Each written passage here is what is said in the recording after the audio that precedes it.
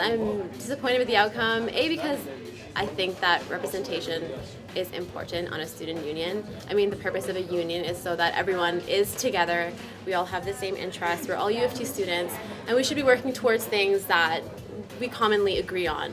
Fighting for things against administration that they don't agree with, that students' rights should be. So I think that these classes of representation would have helped us in the future, because there are minorities on our campus that feel like they're not being represented.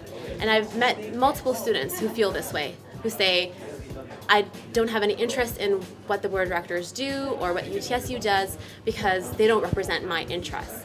So this board structure, in my opinion, was going to eliminate a lot of those problems that minorities were facing. The fact that they felt that their voices were not being heard.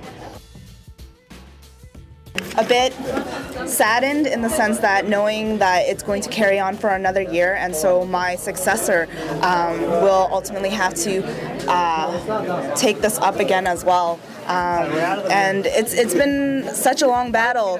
Today's meeting was about another 5.5-6 hours, so this is on top of my workload, and it's a toll. But nonetheless, for the short term, I think engineering students, we're going to be celebrating a bit, just because as NSOC is a democratic organization founded in a democratic country, we're excited that we still have representation in an organization that is supposed to represent engineering students.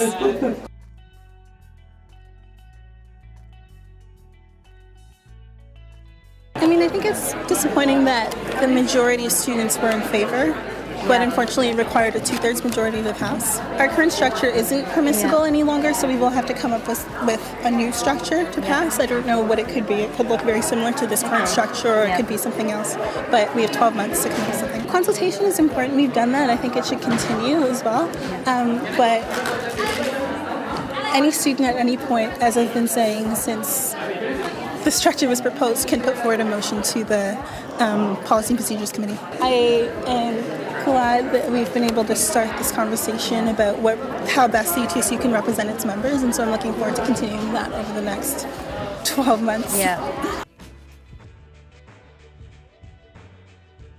The argument that I made and that I firmly believe is that it's difficult for a lot of students on campus to assume a role that requires them to publicly out themselves on a daily basis. And so there are a lot of students here who find the University of Toronto to be a safe space where they can truly identify in the way that they do, be that as queer or as trans. And I think it's amazing that this university is a space for that, but unfortunately they don't have that privilege within their own communities, within their workplace, and within their homes. And so those people would necessarily be excluded from assuming a position like LGBTQ issues director, because they wouldn't be able to put that on a resume. They wouldn't be able to put that on their Facebook. They would have to hide that association from sometimes their own families. And that to me was problematic, because I think that it would be better for those students and for students as a whole to have access to positions such as Woodsworth director, University College director, which is a lot more of a benign name where they can still do the same great work.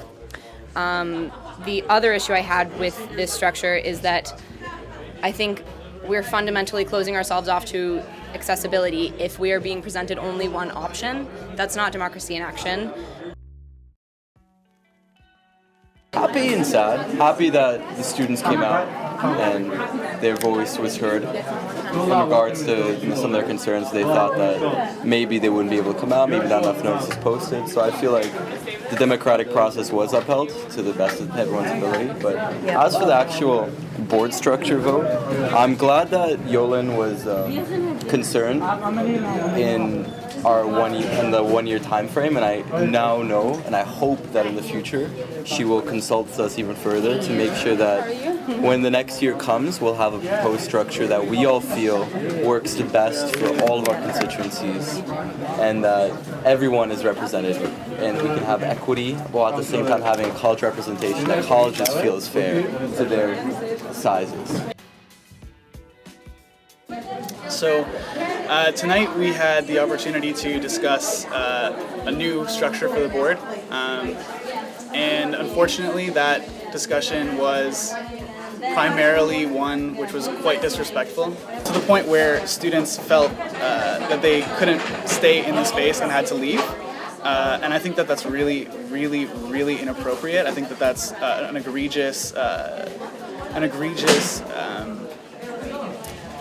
violation of the spirit of this kind of organization, of students coming together and talking about the issues together.